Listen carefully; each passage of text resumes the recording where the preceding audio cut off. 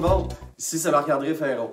Aujourd'hui, on va parler du problème qui concerne à peu près tout le monde qui siège sur un comité de santé et sécurité, les listes d'épicerie qui finissent plus. Et il y a une raison pourquoi tous nos comités sont pris avec des listes d'épicerie. En fait, il y en a pas mal plus qu'une, mais on va en regarder quelques-unes puis on va revenir à la base encore une fois.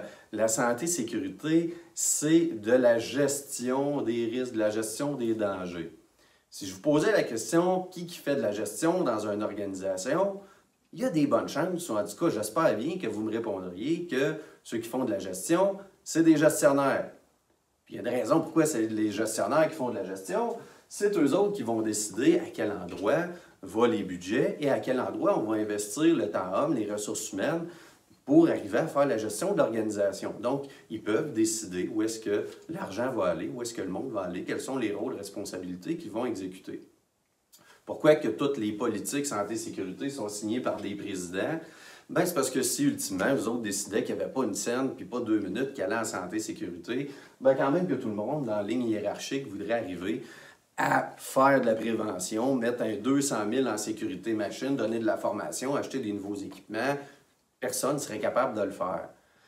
Qu'est-ce qui arrive, en fait? Souvent, les gens vont nous dire qu'il y a un manque d'appropriation de la santé et sécurité chez eux. Un manque d'appropriation, ça se peut pas. Un manque d'appropriation des rôles, par exemple, ça se peut. Un manque d'appropriation des rôles de la ligne de gestion, quand on sait que la santé et sécurité, c'est de la ligne de gestion, ça a un effet qui est assez radical et qui va amener un genre de patente comme vous voyez à l'écran. On va se ramasser avec des staffs santé, sécurité, des coordonnateurs, des conseillers qui vont essayer d'aller faire des enquêtes à la place des superviseurs, puis des inspections à la place des superviseurs, puis des analyses de risques à la place des superviseurs, puis des suivis de mesures correctives à la place des directeurs, puis essayer de faire des audits à la place des directeurs, puis mettre en place des objectifs, des plans d'action à la place des directeurs généraux.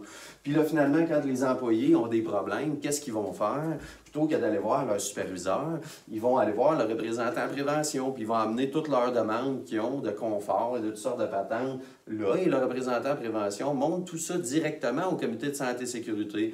Le grand malheur, c'est que ni le staff santé et sécurité, ni le comité de santé et sécurité sont des gestionnaires qui ont et du budget et qui sont en hiérarchie sur des gens. Donc, ils ne sont pas capables d'arriver à prendre des décisions et de régler les problèmes, donc de faire de la gestion.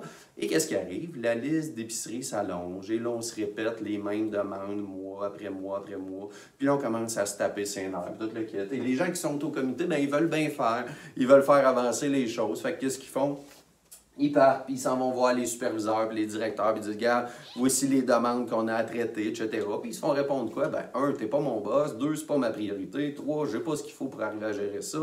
Donc, ça continue, et là, on commence à se fâcher, puis là, on va au comité, puis on s'ostine. Mais là, des fois, l'option qu'on va trouver pour arrêter de s'ostiner, c'est de changer le mandat du comité pour se voir moins souvent. Fait que là, on va faire des tournées de plancher. Puis qu'est-ce qui arrive avec les tournées de plancher? On ramène encore plus de demandes qu'on n'est pas capable de régler. Puis là, après ça, on va aller chialer au directeur général qui n'a pas de rigueur dans la ligne de gestion.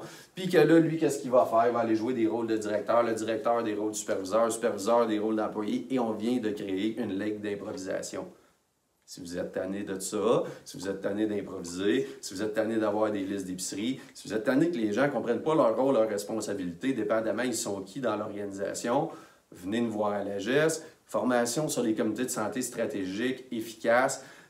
Formation sur la gestion stratégique de la santé et sécurité, comment monter une planification stratégique et tous les autres éléments qui peuvent être en lien avec un comité de santé et sécurité efficace ou l'appropriation des rôles des lignes de gestion. On va pouvoir vous aider de ce côté-là. Ça va me faire plaisir de vous rencontrer. Si vous avez des questions, allez sur ages.ca. Toutes les informations sont là. Si vous voulez en savoir plus, n'hésitez pas à me contacter. Ça va me faire plaisir de discuter de vos enjeux.